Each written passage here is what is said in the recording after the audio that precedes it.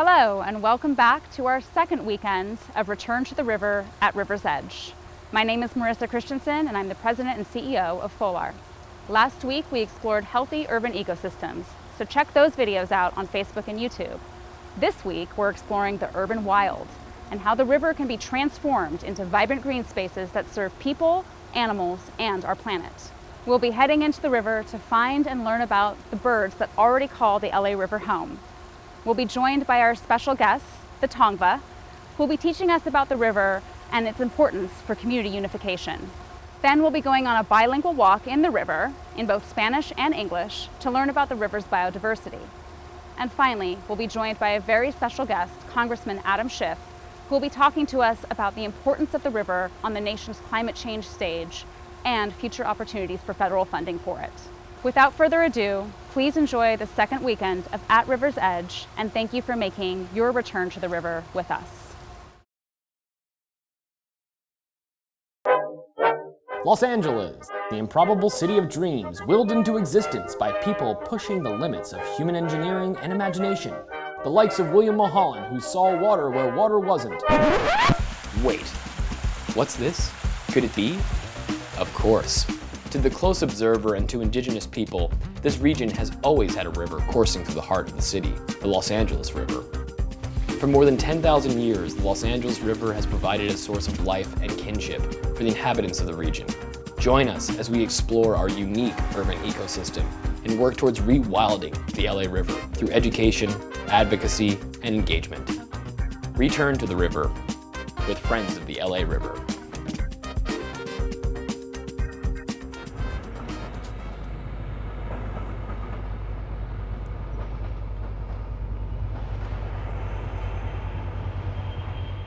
Return to the River is made possible by Amazon, M2O, Postmates, and Toyota Financial Services.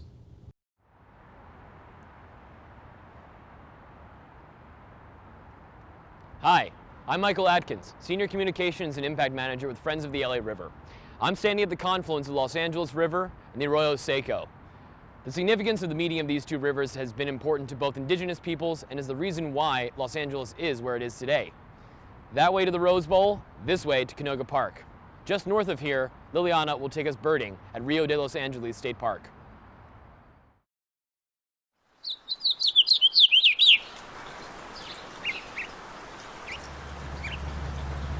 Urban parks, baby. Good morning, everyone. I'm Liliana Griego, and this morning I am here at Rio de Los Angeles State Park. Today we are going to be exploring this beautiful urban park, and we're going to be learning about 100 acres of open space right adjacent to the LA River.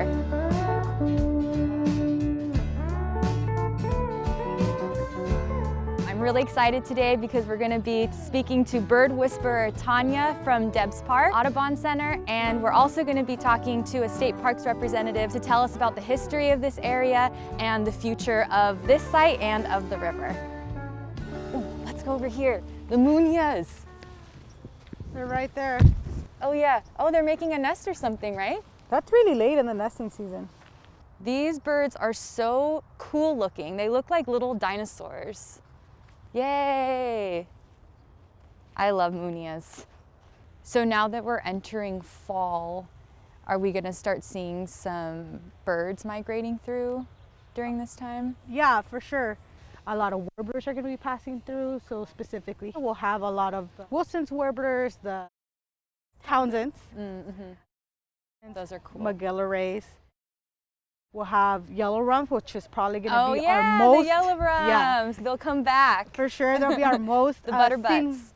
warbler, the butterbutts. We'll also get some sparrows. The most common one is white crowned. So here in Los Angeles with fall migration, I know it's here when I see the yellow rumps everywhere and when I see the white crowns everywhere. Do you think we're seeing them differently now, like because of climate change and the and so temperatures? I think that's going to be, I mean, 2020 in general has been a really crazy year with all the wildfires. Right, yeah. You know, there's been a lot of die-off, unfortunately, of birds. I mean, and the lack of insects, actually. That's what they pinpointed. But I mean, there's just so much natural disasters that will definitely have an impact, I think, on fall migration as well. Of course, with fall migration, right, it's also all your shorebirds will have a temporary window, and that's actually now. So we have our willets, we have our windrows, we have our plovers back and things like that.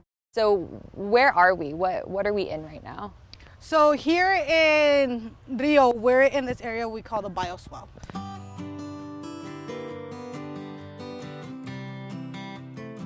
So here, actually, we're gonna have some Canada goose flying over, if we can hear them. Can hear them. Look, there they go. Oh, there they are. There they go. Oh, it's a big Oh, flock. there's a lot of them in that V formation. We're in this bioswale, so it's supposed to make a natural annual pool. With the LA River, naturally around it was a lot of riparian habitat, but also areas where with the heavy rains, you know, the LA River would either expand or it will form little micro pockets around the river itself. Right. This bioswale here in this park is supposed to mimic that. So if you actually come during the spring season or anytime during the heavy rain, you will see this bioswale fill up and form a little small pond. Oh, whoa. And this little small pond will actually support a lot of birds that you will also find in the LA River. So you will find great blue herons here, you'll find great egrets, you'll find snowy egrets, and even sometimes ducks all around this park. So it does really form that small micro habitat that, you know, a lot of parks don't offer. And when it's dry, it's also supporting wildlife. Correct, right? correct. You have a lot of annuals also coming up, like this guy here. Is this native? This is native. What is it? This is telegraph weed. These annuals come up, right? And that creates this annual habitat that a lot of our bird species will really be able to thrive in. Right. And what kind of birds do you normally find in this area? Oh, a lot of sparrows. Sparrows seem to really love this area. Bush tits, we find a lot as well, and even house finches. Those plants are really sometimes what support being able to build that nest. And actually talking about nests, you probably have someone. Oh yeah. Oh cool. Very nice. Any idea what it could be? Or So when you're looking at really messy nests, my guess is always house finch because they're one of the messiest nest makers. Now that nest is not fully formed, or we're also really behind the breeding season. So it could have been that that nest got deteriorated. So that's actually not a full nest right now. okay. Oh, what do we have up there? House finches? Oh yeah, there goes your house finches.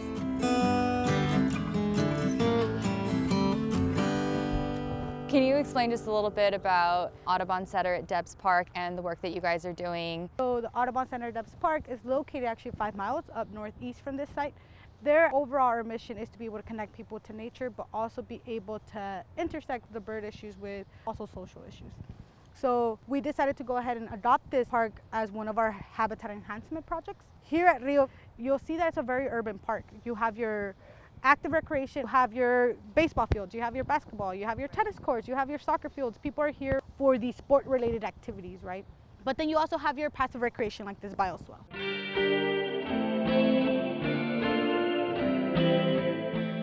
This urban park is really able to sustain what the people needs and wants are, but at the same time be able to provide that habitat for our wildlife to be able to coexist with people. Well, thank you so much for coming out this morning and sharing your knowledge with us. We really appreciate it. Oh, thanks. Always a pleasure, Liliana. Now we're about to learn a little bit more about this wonderful urban park and the future for this site and the river. Hi, I'm Selena Castillo. I am Community Engagement Interpreter at LA State Historic Park, and right now I'm at Rio de Los Angeles State Park, and I'm wearing a mask to stay safe. So within the California State Park system, there are 280 state parks. There are a few that are urban parks, right? So just like Rio de Los Angeles State Park, it is surrounded by thousands or millions of people in the Los Angeles County. But Rio de Los Angeles in particular is half managed by the city. And I think that that's really important for the local communities because of their requests. Where we are standing right now, where it's just dirt trails and a little bit more of a natural native plant setting.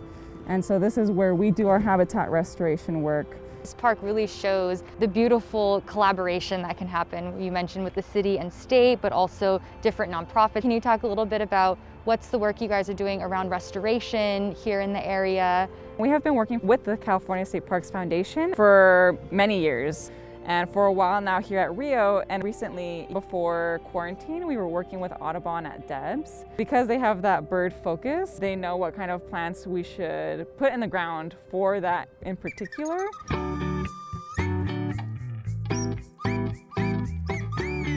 The 100-acre partnership is a partnership between the City of Los Angeles, California State Parks, and MRCA.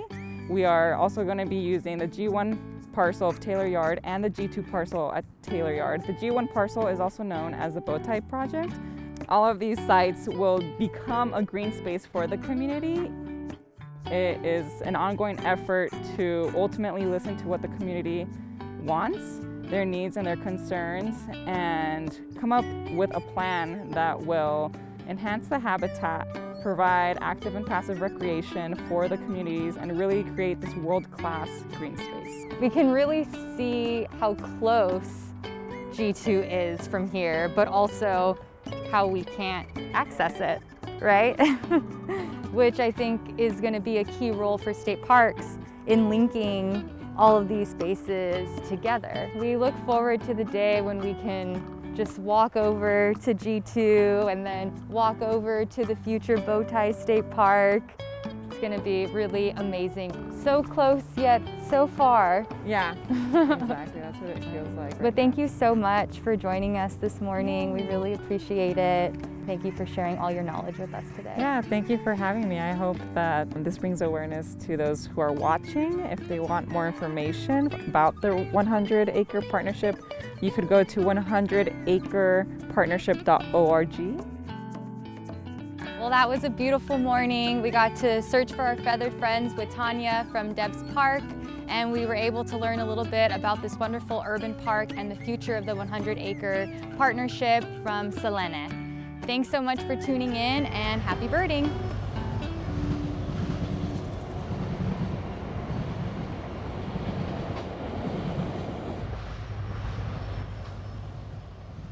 Finding Feathered Friends is brought to you by Anheuser-Busch and Toyota Financial Services.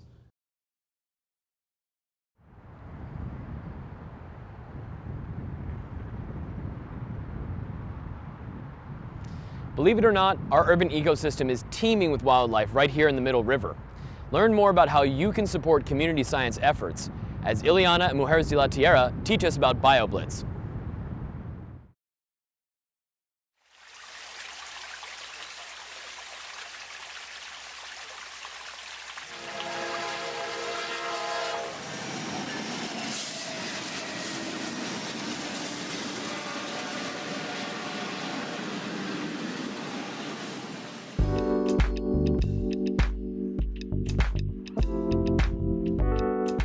Hi everyone, my name is Ileana, and today I am at the Glendale Narrows, which is located along the mid-river. Today we will be exploring this area and doing a BioBlitz. A BioBlitz is a community science driven event where people come together to collect observations at a certain ecosystem. And Nicole from Mujeres de la Tierra is going to join me today. Can you tell me a little bit about Mujeres de la Tierra and what you do? Yeah, so Mujeres de la Tierra is an environmental equity nonprofit organization that helps many community members throughout the Northeast Los Angeles area. Mujeres de la Tierra likes to give women information about the environment so that way they can make up their own conclusions that will help their family members. For the BioBlitz today, we'll be using an app called iNaturalist. And it really helps if you get close to a leaf or a flower.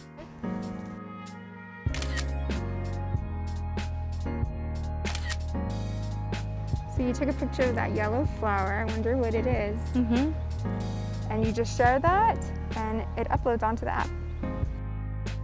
So it's a yellow alder. I'm gonna zoom into this plant here and take a picture.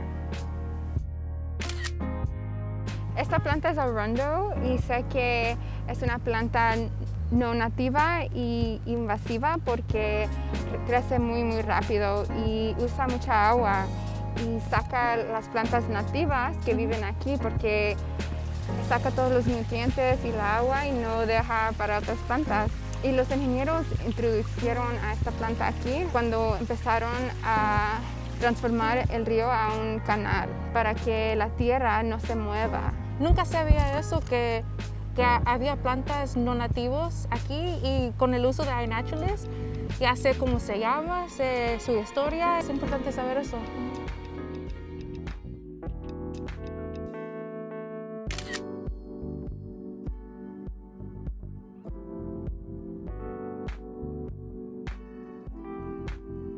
You know those little, kind of look like they're like little cactus on that leaf? So they're called cockleburrs. I never knew that. Lo que yo disfruto de iNaturalist es que me ayuda a entender las diferentes plantas y los animales que están en mi ciudad. Y no necesitas saber el nombre de una planta, pero iNaturalist te ayuda. Y puedo decirla como mi mamá o mi abuela, porque a ellas les gustan mucho las plantas y ellos ya van a saber cómo se llama.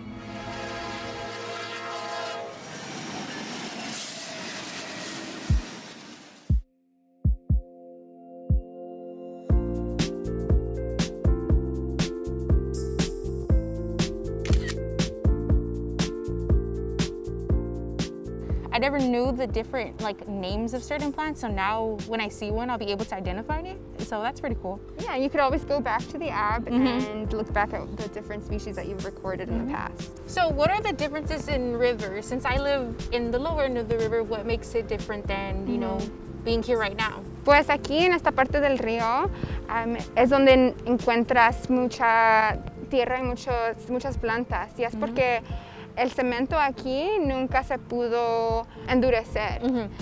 So, por eso encuentras mucha agua aquí, y porque hay agua hay muchas plantas. Y en otras partes del río hay mucho cemento. Sí, como en mi casa hay mucho cemento en el río ahí. Por eso no he visto muchas plantas y animales ahí. Sí, hay 3 lugares que se parecen así como el Glendale Narrows. Hay un lugar que se llama Sepulveda Basin, Glendale Narrows, y también en Long Beach Estuary. So what I really like about iNaturalist is that scientists can use that data and they can understand more about the biodiversity in our area, and then that can help us learn as well. Yeah, that's right. We're all community scientists working together and adding to the data of the different plants and animals that are in our city. When I walk my dog, I'll actually be taking some pictures of different plants that I see. So tell me a little bit about what Mujeres de la Tierra is working on right now. So we are actually working on our telenovelas in the park, which helps educate a lot of different community members about single plastic use. Telenovelas in the park is a fun way to introduce the idea of using different alternatives to single-use plastic. And we're actually also turning 15, so we're having a great quinceañera in November. Oh, feliz quinceañera to Mujeres de la Tierra. Muchas gracias. It's great, we're really coming out together to help La Madre Tierra.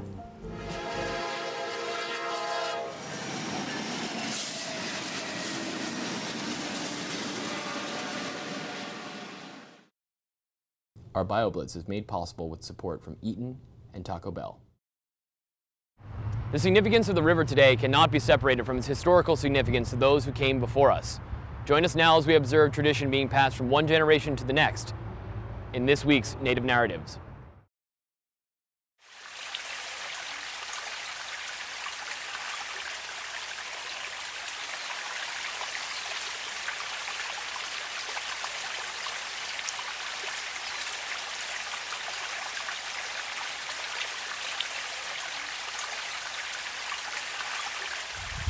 Do you know how I'm supposed to speak in Tongva?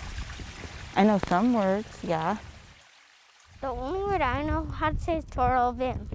You know the song, the ancestor song. Why is this bar broken down? Because that's where we get in.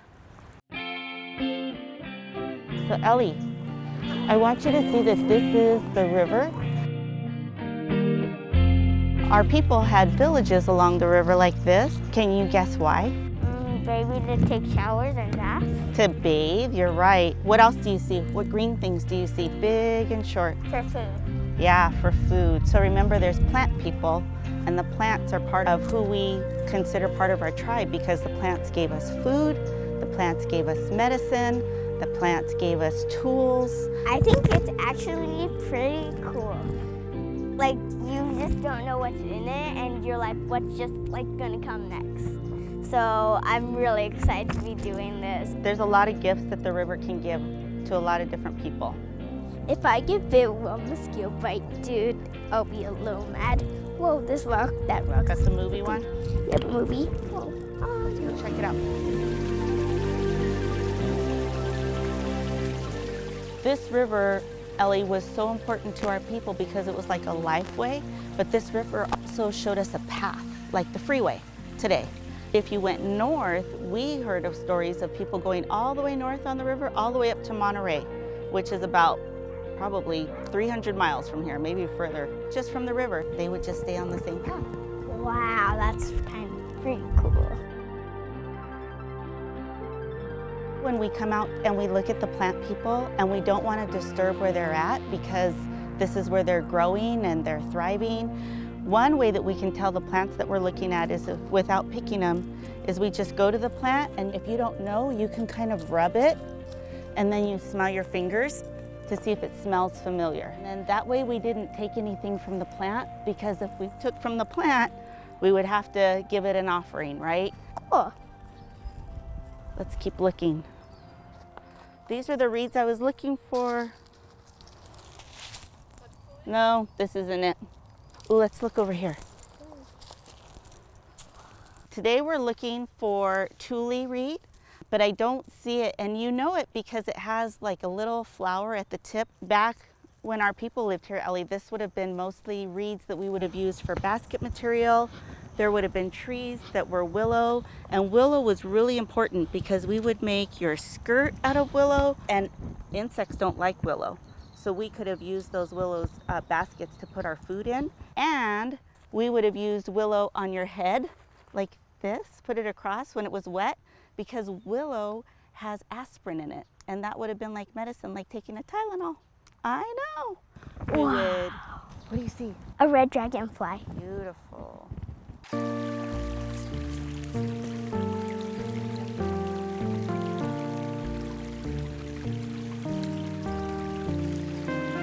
As a Tongva person, I feel like when you touch a plant, you're talking to your ancestor because they're the plant people. So when you touch it, you're feeling if there's maybe little fibrous hairs on there. Some leaves are sticky, some leaves are smooth, some leaves are toothed. And so looking at the plant and touching it, it's just a deeper way of connecting to the plant. Knowing if a plant is getting ready to bud, like this plant right here, I would never gather from this plant because to me that plant shows me that it's pregnant. It's getting ready to bloom, and so just to have respect for the plant, it remembers that I was respectful towards it. It will in turn give me respect. It might heal me. It might provide some type of food for my family. It might provide shelter for my family. There's a lot of things that the plant will give me, so I always want to make sure that I'm respectful to the plant, to water, just to all of Mother Earth. It's vitally important so that you can live in community with your natural environment.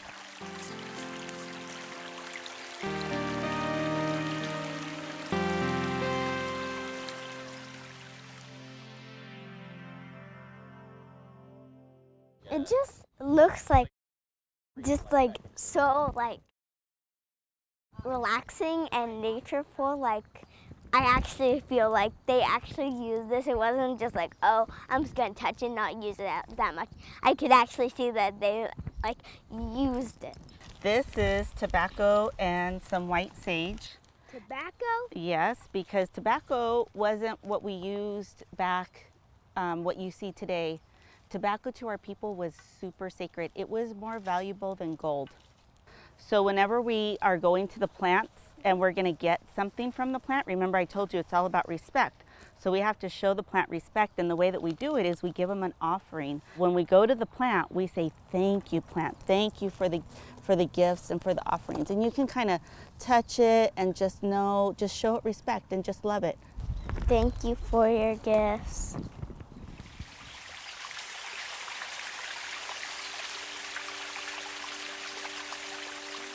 So Ellie, today I'm going to show you how to make something. What do you think this looks like? A doll, kind of? Yeah, it does, and it is. So like I said, we couldn't go to the grocery store or to Target to go grab a toy, so we would have to make everything that the kids would play with. And the first thing we're going to make is this. What's this? Rope. Rope. And did you know our people knew how to make rope? We did. We needed rope for a lot of different things. So the rope that we're going to make today is from just some material that I bought at the store. And the first thing I'm going to have you do is just hold it. So can you put your finger out, or you can pinch it? It's up to you. What do you want to do? Finger. Okay. So you're going to wrap it around your finger, and all we're doing is twisting the rope. So as long as you return plants back to water, all of a sudden you can bend them again and it doesn't harm them. So water was really important to the plants because it made them go back to their natural state. What did we do for toothbrushes? There were some brushes that we could use, or plants that we could use to put on our finger and use that. Like what type of plant? I don't see any plants here. I do see a big wasp though. Just stay still, you're okay. Tule reed is spongy in the middle because it soaks up water and it holds water, which is why we used it for our homes and we used it for making mats. We used it for a lot of different purposes, so it was really important to our people.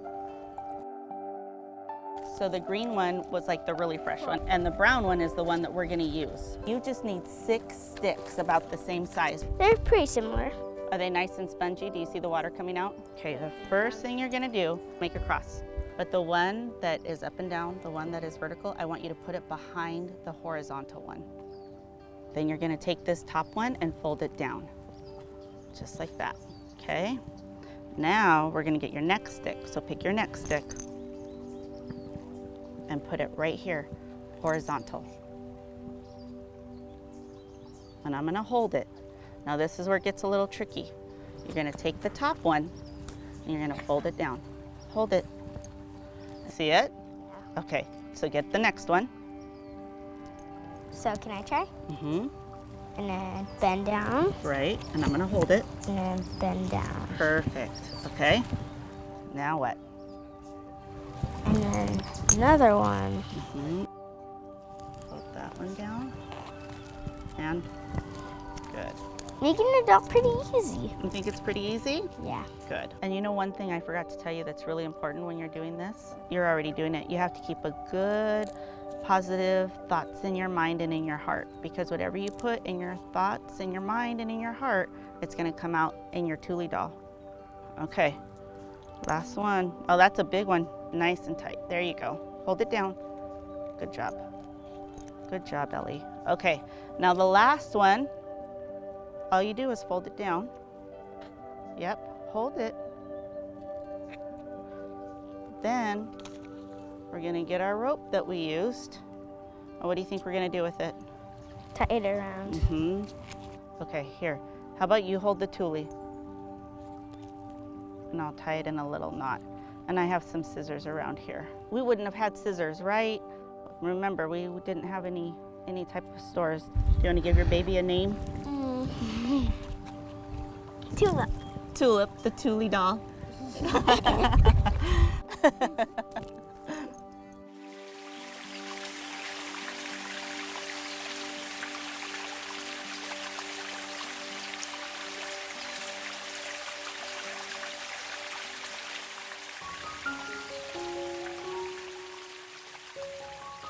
So Ellie, I want you to remember, our people came to the river for a lot of different reasons, because the river was part of us, and we showed the river respect, and the river showed us respect, and we used it, and it benefited us.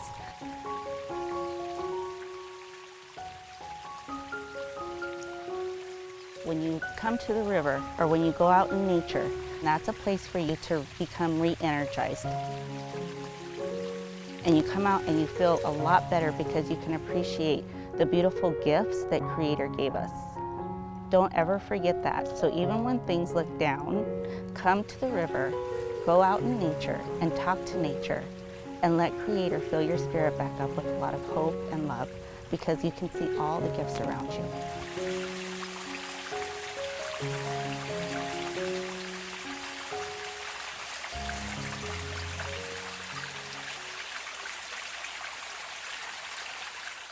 Native Narratives is made possible by support from City National Bank and M²O.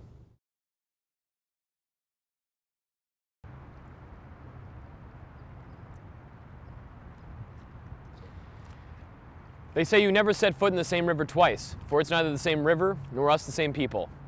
Now it's time for your election edition of the River Report. Coming to you remotely from LA River Studios in Los Angeles, California. This is the River Report. Hello and welcome to the River Report. I'm your host, Michael Atkins, Senior Communications and Impact Manager with Friends of the LA River, here to keep you current with the river movement. You've been enjoying the second weekend of our Return to the River, the first of its kind variety show shot on the LA River and throughout its watershed. Since many voters in LA County are starting to receive their mail-in ballots, or at least their official information voter guide, today's River Report is a special election edition. So stay tuned for River-approved resources and voter guides. We're honored to welcome everyone's favorite Congressman, Adam Schiff, on today's program for an interview to discuss his vision for the Middle River and what we should anticipate for future federal funding behind river rewilding. Today's segment is generously sponsored by Postmates and Linear City Development. A special thank you to these partners for supporting our nonprofit in uncertain times and for making the River Report possible. Before we get out the vote, a short review of the Mid-River programs. Continuing in our effort to bring viewers direct connection to the dispossessed Indigenous voices of our watershed, we are proud to bring you the second edition of Native Narratives, featuring members of the Tongva tribe passing down tradition from one generation to the next. In case you missed it, check it out. It's a full piece that's heartwarming, informative, and truly an honor on our parts to bring these stories of tradition to you. This coming Monday is Indigenous Peoples Day in Los Angeles. Share this segment on the Tongva, or last week's segment featuring the Fernandinho Tataviam Band of Mission Indians, or better yet, send a letter to your congressman imploring them to recognize the Tataviam for federal recognition. Due to the rich ecology of the Middle River, our on-staff educator Ileana met up with our friends at Mujeres de la Tierra to launch a BioBlitz in iNaturalist right here on the river throughout all of October. More instructions are in the segment, but download iNaturalist app, join our project by searching LA River BioBlitz 2020, and get out there, tagging nature in our backyard. Community scientists like you help enrich our understanding of our urban ecosystem. This BioBlitz runs through October 31st, 2020. Last week, we learned that the endangered bird species, the least Bell's Vireo, has suffered habitat loss in Sepulveda Basin. This week's Finding Feathered Friends, Liliana welcomed guests from California State Parks and Audubon Center at Debs Park in search of least Bell's Vireo habitat in the Middle River at Rio de Los Angeles State Park. This existing open space is a crucial part of a broader 100-acre vision to one day bring a world-class park to the heart of the city. It's an incredible honor to welcome this week's guest, a man who needs no introduction to the River Report. Congressman Adam Schiff has been one of the most visible members of Congress. But before he became a hero to all of us through his chairmanship of the House Intelligence Committee, he has long been a champion for the environment and held a soft spot for the LA River. Take a look at what he had to share with us. Congressman Schiff, thank you so much for being here with Friends of the LA River. It's my pleasure. Thank you for all the great work you do. Thank you. I know that you've been a longtime fan and supporter of the LA River, so I wanted to start off with just some generic questions so you could share that love with our viewers. So first off, I'm asking this of everyone. What's your favorite LA River animal? Do you have one? Probably the great blue herons. They're so majestic. You can see them even when you're driving down the freeway. They're just so statuesque. So I would probably have to say the heron. There's a reason why they're one of the symbols and visible on all of the freeway signs. One other thought, just because we also want to promote different activities you can take to enjoy the river. What are some activities that you've partaked in on the river, and do you have a favorite? I've gone walking, running, biking, even kayaking in the river. And I have to say the kayaking was probably the most memorable, but probably would say running is maybe my favorite pastime along the river. Excellent. We'd love to see that and encourage that. I wanted to ask you a few other questions now, getting into the real nitty gritty here. But first off, you've been a longtime supporter. I want to make certain to make space for this, of the Rim of the Valley. And I wanted to give you the opportunity to define that program and share with us any updates in that endeavor. Back in the 1970s, Congress had the foresight to know that the population of LA was going to grow dramatically. And if we were to preserve the wildlife and open space in the region that so many were drawn to, that we needed to take steps to do that. And the Santa Monica Mountains Recreation Area was formed. Well, over time, of course, LA did grow. It has become one of the most utilized parks in the country. But we are now at risk of losing some of that great open space and wildlife as wildlife corridors are encroached upon, as ecosystems are put under strain. And so I introduced a bill to study how we should expand the park and ultimately a bill to double the size of the park. So this would bring those areas comprising the rim of the valley, including the Verdugos and part of the San Gabriels, the Santa Susanas, the San Rafael Hills, into that recreation area to allow the use of federal resources to help with trail maintenance and maintenance of ecosystems, recreational opportunities, and just make sure that that beautiful open space and wildlife is there for future generations. Obviously, as river advocates, the mountains are an important feature of our watershed that feed into our rivers and water quality. You know, I saw you in the before time. I saw you speak at the National Parks Association gala, again, maybe 2 years ago. And what struck me was the amount of time it's taken to move forward on the rim of the valley. And your message was one of persistence. What lessons maybe can you share with us about, and river stewards specifically, about how long it takes sometimes to make something that benefits the public, something that's an actuality and reality? You know, we really do have to take the long view of this. I introduced the bill to study expanding the park back in the Bush administration, so almost 20 years ago. There was a backlog of studies, though, so then we needed to get the study funded. And we worked for years to get it funded under the Obama administration, and it was, and then it had to be conducted. And, you know, that takes years of getting public comment and putting out different proposals. And the public comment was just overwhelmingly in support of the broadest expansion of the park. And now we've introduced the subsequent legislation to make it so. It has passed the House now twice this session.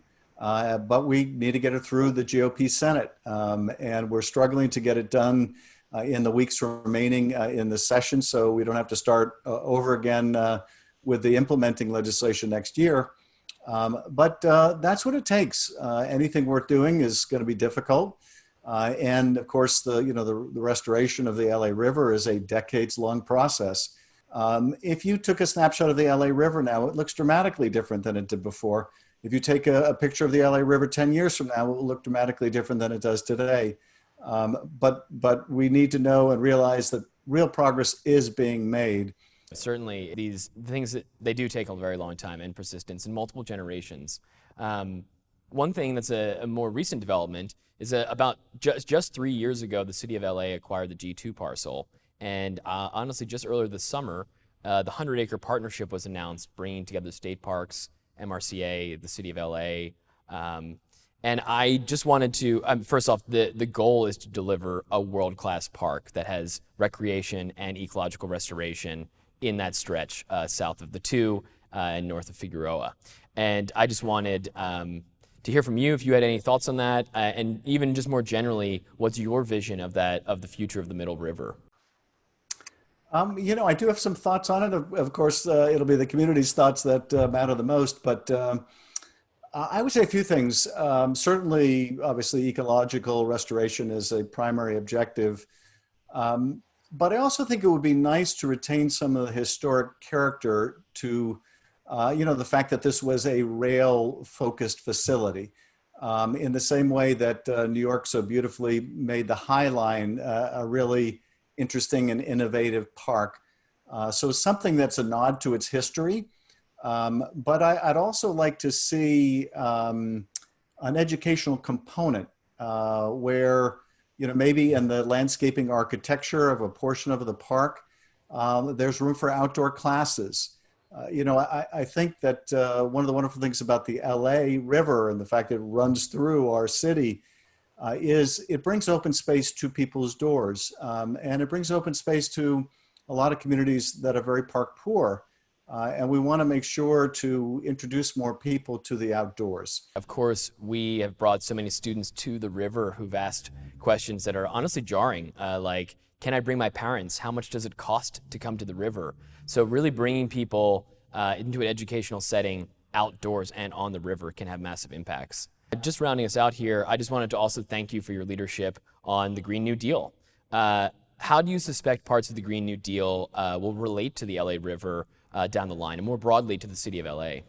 I would say in a couple ways. A Green New Deal would bring investment in the work that we're talking about. It's obviously been a continuing struggle to get the funding to do the restoration of the LA River. It's not inexpensive. And the federal government needs to be a big partner in that. The Green New Deal signifies a massive investment in our environment, in a green future, and in the workforce to make it so. So I think it would bring new jobs to our area in helping to do this restoration work, new resources to our area to accelerate the timetable of the restoration of the LA River. And it would be, I think, overwhelmingly positive for the country, but it would also greatly contribute to, I think, the speed and the resourcing of our work and all the efforts of FoLAR. Thank you. Yeah, we certainly, it would be a great, tone shift into a Green New Decade is how I've been kind of thinking of it, at least personally. I like that. All right, you heard it here first.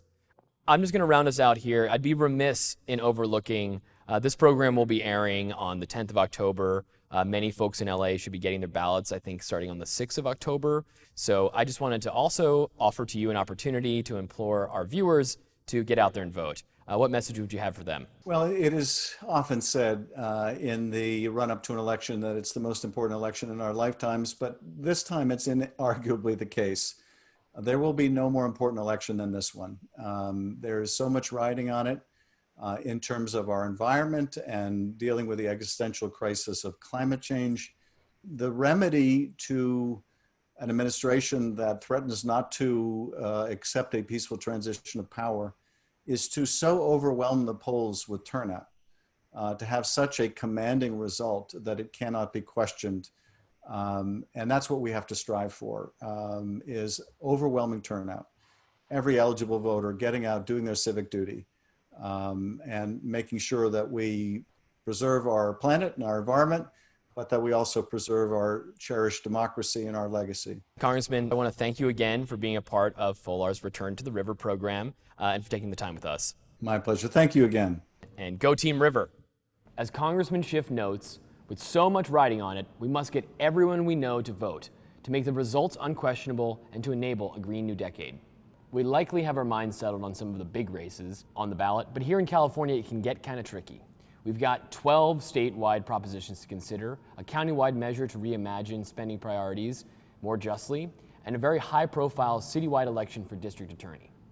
Right here in the Middle River, residents of Council District 4 will choose between David Ryu and Nithya Raman to represent them in City Hall.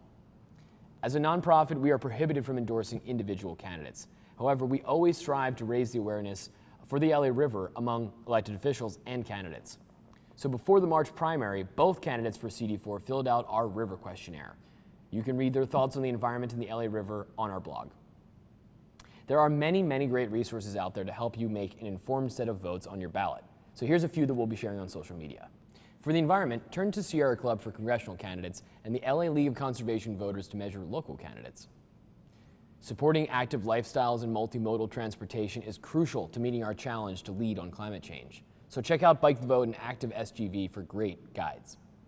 And for an overall progressive guide that touches on racial justice, housing affordability, and clean, healthy environments, don't miss LA Forward. You can return your ballot in one of three ways. First, via mail at no cost, postmarked by Election Day. Secondly, at one of the 400 secure drop boxes throughout the county. Or third, at a voting center starting October 24th. Locations for drop boxes and voting centers can be found online, so make a plan today and be sure your vote is counted in this crucial election. If you enjoyed today's program, learned something, or laughed, we kindly ask for your support. Support FoLAR by donating at folar.org/donate now, or better yet, join us October 23rd when we host our annual Noche del Rio Gala. Our gala will be online for a paid ticketed audience and will feature creative cameos from local artists and FoLAR staff. Premium ticket holders will enjoy a kit of fine goods delivered to their door to enjoy during the program, while at only $10, general admission ticket holders will receive our digital swag bag. A great roster of local businesses have stepped up to bring promo codes and discounts to our attendees. They include 10% off your order of beers or frog claws from our dear friends at Frogtown Brewery, discounted rides from e-scooter company Spin, and 20% off your first order of delicious Mediterranean cuisine when you order Spitz through the app. Those discounts make it so the ticket practically pays for itself. Noche del Rio is nonetheless a great chance to support FoLAR and our work. Learn more online at folar.org/Noche del Rio. Well, that's it for me. Tune in on Thursday evening for the next edition of River Trivia. Our teammate and resident puzzle master Marissa Bates will be leading you live through some trivia twists and turns to test your river knowledge. Fret not, if you've been watching Return to the River, you know exactly what will be on the quiz. Prizes and bragging rights are on the line. This has been Michael Atkins with your River Report for October 10th. The Riverlution will be televised. Bye for now.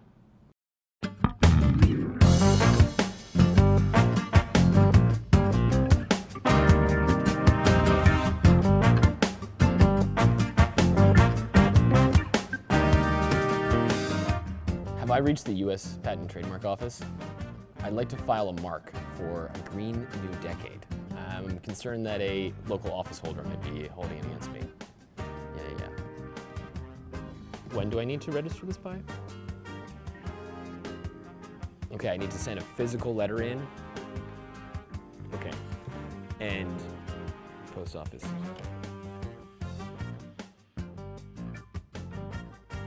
Oh, well, that would be completely wrong. I have proof that we've been using it since before then. Great. Okay, thank you very much. Thank you. That's it for me, thank you.